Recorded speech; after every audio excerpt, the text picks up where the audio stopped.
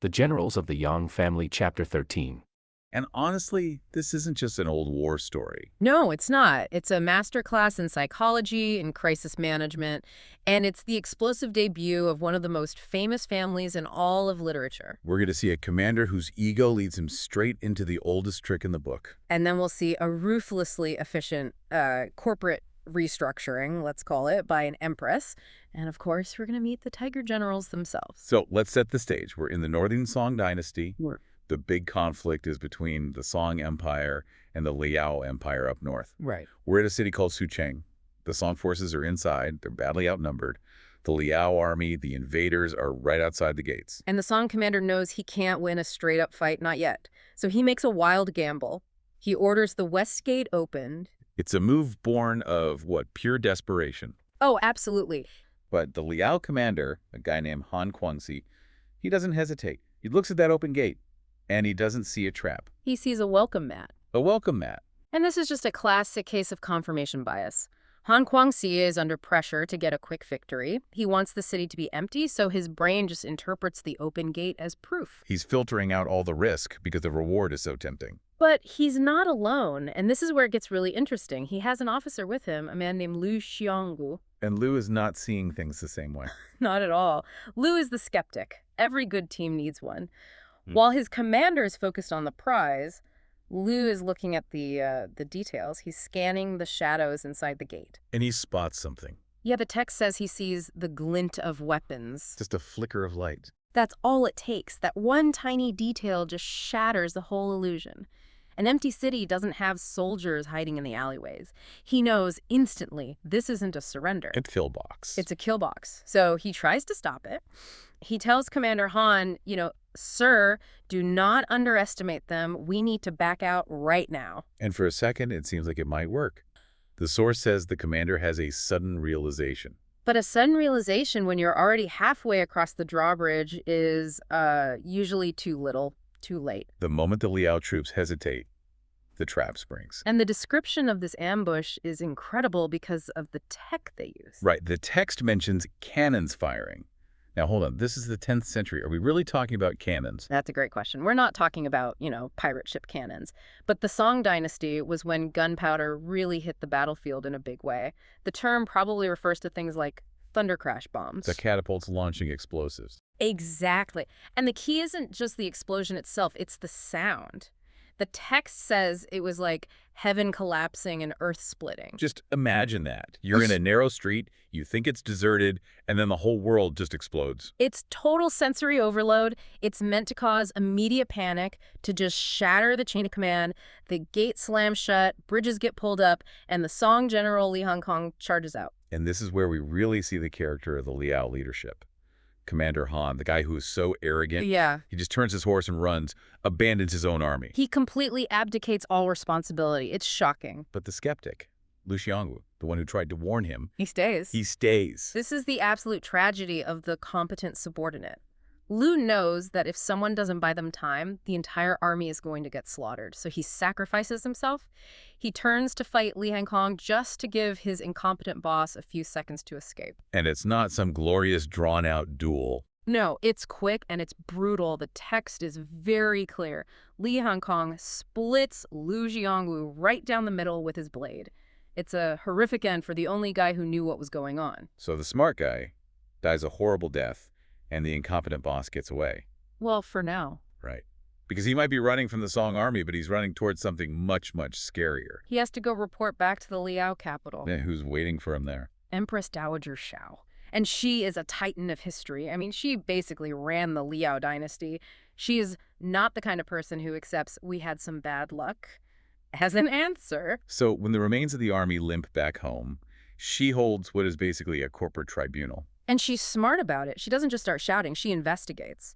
She calls over the one general who actually kept his cool during the fight, a man named Yelu Shav. We haven't mentioned him much, but he's the guy who was holding the center line while everyone else was either running or dying. He's the professional. The Empress asks him, point blank, we had more soldiers, we had the better position. Why did we lose to a weaker enemy? And Zhu tells her the truth. He says it was a trap. Then she asks the question every middle manager dreads. Well, why didn't you advise the commander? And his answer is, maybe the most relatable thing in this whole story. He says, I did, but he thought I was overthinking it. He said I was being too cautious. He thought I was overthinking it. I mean, how many times have we heard that after a project goes wrong? It's the universal defense of the ignored expert. The Empress buys it. She turns to Commander Han Kuangzi and orders him to be beheaded on the spot. No messing around. 0. It's strict accountability. His arrogance costs them thousands of lives, so he pays the price. But then you see a little bit of court politics kick in. Another general, Ye Sha, steps forward. Right, and he begs for mercy. He reminds the Empress that Han served the late Emperor loyally for years, the whole old boys club thing. So she just lets him off? Not quite. She spares his life, probably to keep the nobles happy, but she strips him of everything. His rank, his titles, his command. He's a commoner now. Fired. But here's the brilliant part of her leadership. Yes. She doesn't just punish failure, she rewards competence. She takes Ye Shuj, the guy everyone ignored, and promotes him to commander-in-chief. Wow. And she gives him 100,000 elite troops and tells him basically, go fix this mess. So the Song think they've just won this huge victory? But all they've really done is wake a sleeping giant. They traded a foolish, arrogant enemy for a smart, motivated one. Okay, so let's cut back to Xicheng. The Song army is celebrating, but then the scouts come back with reports.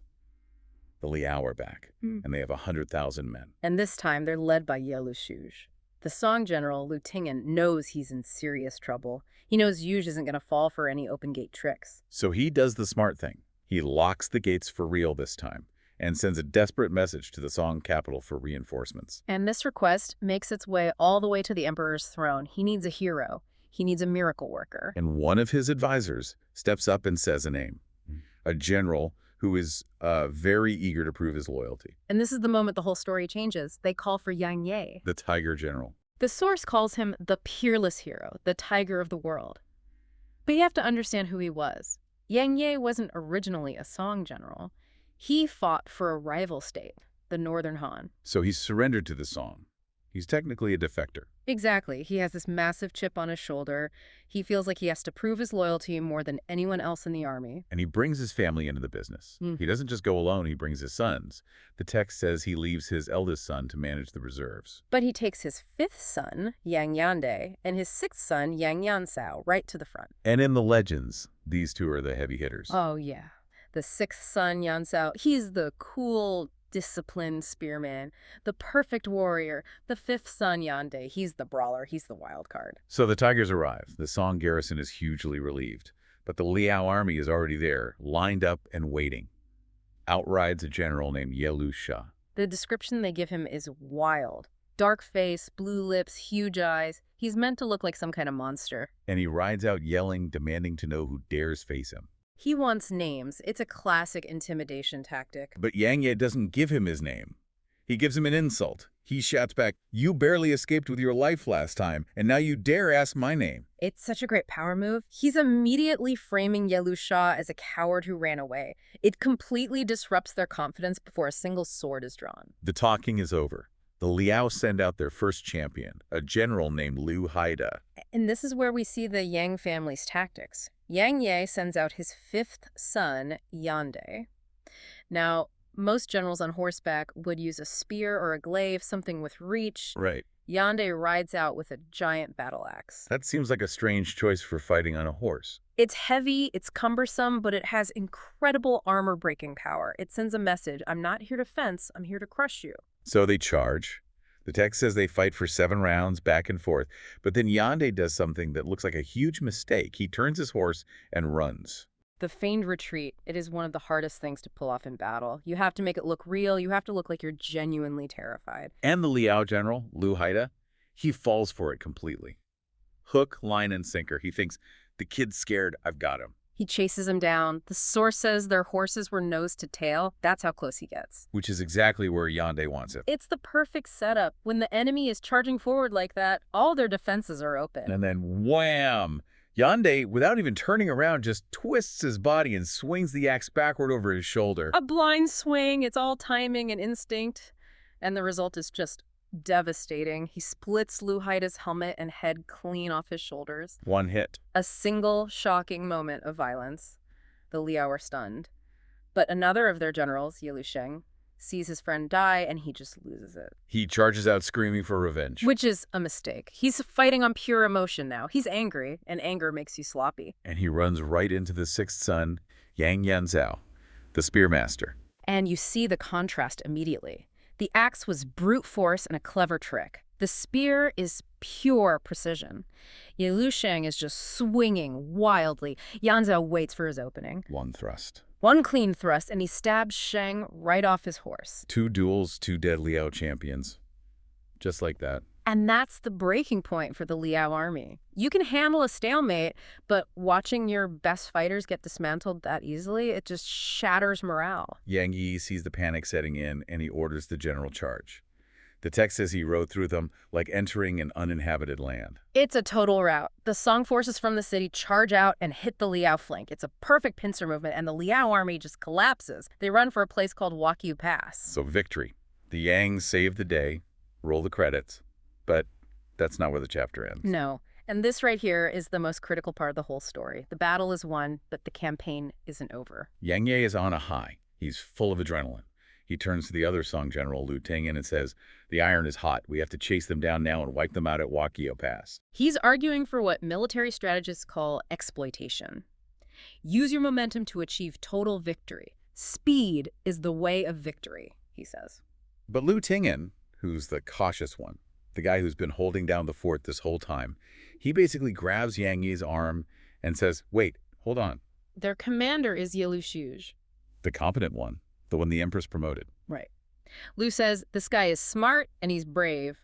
Even in retreat, he is dangerous. We should rest our men, we should plan, we should be careful. And this is that eternal debate, isn't it? Momentum versus caution. It is. Yang Yi looks at the running Liao army and sees a broken mob. Liu Tingyan looks at the same army and sees a wounded tiger being led by a genius. And Yang Ye, with the fresh victory and his reputation, he wins the argument. He basically tells Liu not to worry about it and orders the army to march on Wakao Pass. Okay, let's shift scenes.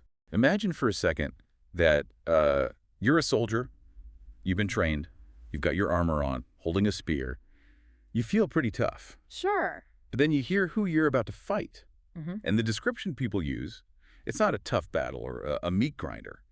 The phrase in the source material we're looking at is that this family fighting is like cutting melons and chopping vegetables. It is such a visceral image, isn't it? It's not about combat, it's food prep. Exactly. It implies you, the enemy, are the vegetable. You're not even a combatant, you're just produce waiting to be sliced. And that reputation belongs to the Yang family.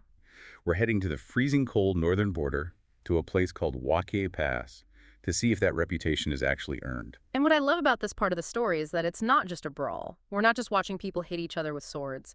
This is a masterclass in what I'd call tactical geography. Reading the land better than your opponent. Exactly. And maybe more importantly, it's about the psychology of reputation. How does a reputation for being invincible actually change how an enemy fights you? Okay, so set the board for us. Where are we and who's staring down who? We're at Wakio Pass, a critical strategic choke point. It's a border conflict between the Song dynasty forces, that's Yang Ye's side, and the Liao dynasty. And right away, the dynamic is interesting. Usually the legendary general is the one defending the castle. Yes, but here Yang Ye is the attacker. And, well, it's not going well. At all. Not at all. You have the Liao generals, Ye Lixiege and Ye Lixie, and I want to be clear, these are not incompetent men. No, these are seasoned commanders. And they look across the field, they see Yang Ye and his sons, and they make a very specific calculation. They decide, we are not fighting that guy. They just ghost him. Essentially. They initiate what gamers might call a turtle strategy. The text says they decide to defend firmly, do not go out. Because if they meet him in the open field, they get chopped like melons, so they stay behind their high walls. They're banking on logistics. Let's just wait for the Song army to run out of food. Which is incredibly frustrating. The source says the Song forces have been attacking for over 10 days with zero success. Nothing, just arrows and stones raining down on them. Think about the psychology of that. You're a Song soldier. It's winter. You march up, get rocks thrown at your head, and march back. Morale is tanking, and Yang Ye knows he's on a clock. Every day he sits there, his food supplies are just dwindling. How do you break an unbreakable siege when the enemy just refuses to come out and play? The answer, it seems, starts with getting your boots dirty. Because Yang Yi doesn't just sit in his command tent looking at maps. Right, the text says he rides out personally. Which seems risky for the commander-in-chief. Why not just send a scout? Because a scout sees terrain, a general sees opportunity, he takes a few dozen cavalry and rides out to look with his own eyes. And because he goes himself, he notices details a map might miss. Okay, let's visualize what he sees. Break it down. Okay, so picture the pass. To the left, Yang Ye sees a long, grassy ridge. Now, you have to keep the season in mind. The text specifically mentions the north wind and cold winter weather. So the grass isn't green. Exactly. It's withered, dry, yellow grass. It's basically kindling. And Yang Ye identifies this as the location of the Liao food storage. Okay, target number 1. A tinderbox full of food. What's on the other side? To the right, he sees the Blackwater River, the Heishui, and the Liao troops are camped right on the bank. So he has a target, the food, and a terrain feature, the river. So he goes back to camp, talks with his colleague Liu Tingen. He's putting 2 and 2 together. North wind, dry grass. He wants a fire attack. It's classic Sun Tzu, right? Attack their supplies. If you burn the food, the turtle has to come out of its shell. But here's the problem. It's a big one. You can't just walk up to the enemy's food supply with a torch. Because they're watching. Yin Lu Xiuji's up on those walls. Of course. If the Song army marches toward the ridge, the Liao will see it a mile away. They'll rain arrows down or send out a blocking force. Yang Yi needs a secret route. And this is where the local intel part comes in, which I love. He doesn't interrogate a prisoner. He brings in a local village elder. Human Intelligence 101, you treat the locals well, he gives the man wine and food, builds rapport, and then he asks a very simple question. Is there a small path on the left side of the pass? He's fishing for a back door. He is, but the elder's answer, on the surface, it sounds like bad news. He says, well, there's a woodcutter's path, but it's completely blocked. Right. Piled with wooden stones. Impassable. Now, most commanders might hear it's blocked and think, okay, damn, plan B. But Yang Yi hears it's blocked and he gets excited. Why? Why is a blocked path good news? Because of why it's blocked. Why would an army spend precious time and energy hauling rocks to block a tiny woodcutter's path? Because they know it leads somewhere important. Precisely. The blockage confirms the vulnerability. It tells Yang Ye, we are terrified you will find this path because it leads straight to our granary. It's a neon sign saying secret weakness here. Exactly. So the blockage confirms the plan, but now comes the execution. And this is where we get into this complex, three-pronged ploy. It's like a heist movie. It really is. So let's break it down. Prong 1 is the stealth team, led by Yang Yande. Right. Yang Ye orders him to take 5,000 infantry. But the instruction he gives them is it's wild. He orders them to shed military dress. Take off their armor. In the middle of a war. Think about the physics of it. They have to sneak through a blocked path, climbing over wood and stone in the dead of night. If you're wearing lamellar armor or chainmail, Marching band. you are so loud, Yeah. flanking, screaming. So he strips them down. They're defenseless in a fight, but they're silent. They are the saboteurs. That is an incredible risk. If they're caught, they're slaughtered. High risk, high reward. No That's thought. the hidden dagger. Now, prong 2 is the bait, the distraction. This one falls to his son, Yang Yanzhao. And his orders are to take 5,000 cavalry and cross the Blackwater River, but at a very specific time. At twilight. The timing is key.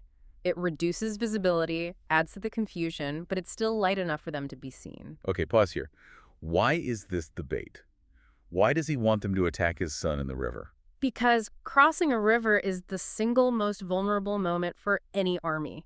Ever. You're slow, you're in the mud, you can't use your weapons well. It's a kill zone. So Yang Ye is basically serving his son up on a silver platter. He's counting on the Liao generals knowing their tactics. He knows they won't be able to resist an opportunity like that. So Yan Zhao's orders are, go into the water, wait for the attack, and then run. Avoid defeat, pretend to panic, run back to the shore you came from. Do not fight, just lure them out. And then prong 3 is the hammer. Yes. Liu Tingham and another general, Kui Yanjin, they are the ambush force, hiding in the dark. Once Yan Zhao lures the enemy across, they strike. And the signal for all this synchronized chaos. The fire. When the sky turns red behind the pass, everyone commits. The trap is set. So let's shift to the Liao camp. They're feeling pretty safe.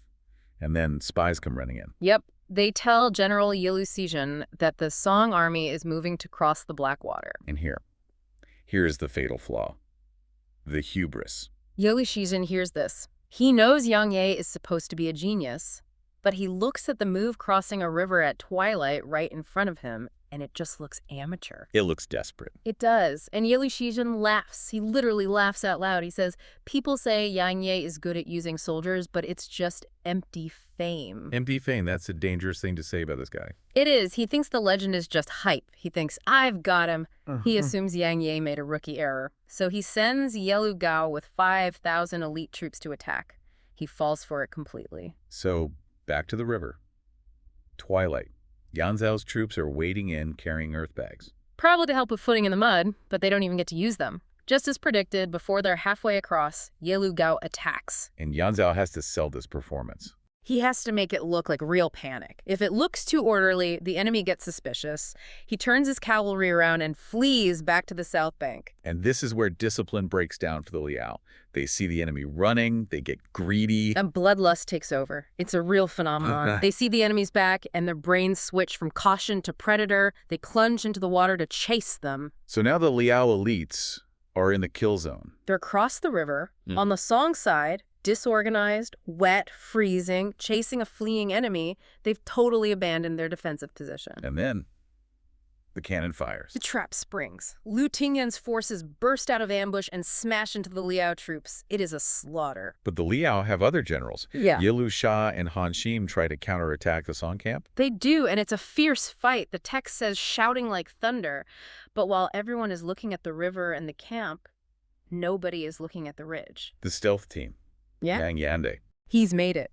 They cleared the path, moved the stones, and climbed up the back way. They're standing right next to the Liao food stores. And remember the weather. The north wind is high. They light the fires, and suddenly the source says the sky is filled with red flames. I just want to pause on the psychology of that. Yeah. You're a Liao soldier, you're fighting at the river, and you turn around and see your own base, your food, your safety burning. It is total psychological collapse. In warfare, being encircled is the ultimate fear. When you see fire behind you, you realize there is no retreat. It's over. So what about the route? Yelu Gao, the guy who led the charge. He sees the fire. He realizes he's been played. He tries to run back, but Lu Tingyan catches him. The text is brutal. He cuts him down right there in the water. And the other Liao generals. Yelu Sha realizes it's a trap, but it's too late. And now Yan Zhao, who's pretending to run away, he turns his horse around. The bait becomes the hammer. Exactly. Huh. Lu Tingyan pushing from the front, Yan Zhao from the back. The Liao forces are crushed between them. And the head honchos. Yeli Shijich and Yeli Shizhen. The guys who are laughing. They stop laughing. They realize the position is lost. They abandon Waqiu Pass and flee to Jizu. Song forces take the pass. A complete victory. So, victory achieved. But this next part, this is where the story gets really profound for me. This is my favorite part of the source. You're talking about the strategic pause. Yes. It's the next morning. The smoke is still rising. Yang Ye is pumped. He says, let's use this momentum. Let's attack Yan City. Which is a very natural instinct. There's this concept in Chinese strategy called breaking bamboo. Yeah. Once you get past that first tough knot, the blade just slides. He feels like he has that momentum. But Lu Tingyan, the guy who led the ambush, he steps in. He's the voice of reason. He is. He points out a boring but deadly reality, logistics. He says, yes, your fame is great, the enemy is scared, but our provisions are not continuous. We don't have enough food coming in. Exactly. The supply lines haven't caught up. If they push deeper into enemy territory now, they could end up just like the Liao, trapped and starving. And Yang Ye listens. He listens. And that's what separates a good general from a dead one. It is so easy to let ego drive you off a cliff after a big win. But he agrees to stop. They secure the win rather than gambling it. That balance, the boldness to strip armor off your men for a sneak attack, and the caution to stop when the spreadsheet says no food, that's rare. Very rare. So before we wrap, we have to look at the reaction from the very top. Because the losing generals have to go explain this disaster to their boss. And their boss is the Empress Dowager Shao.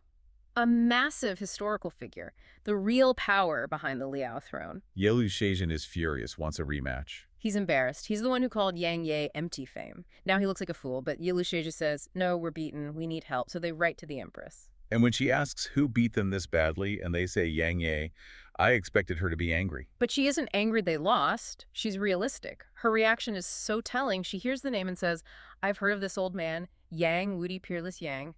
The name is not emptily transmitted. A direct contradiction to what her general said. He called it empty fame.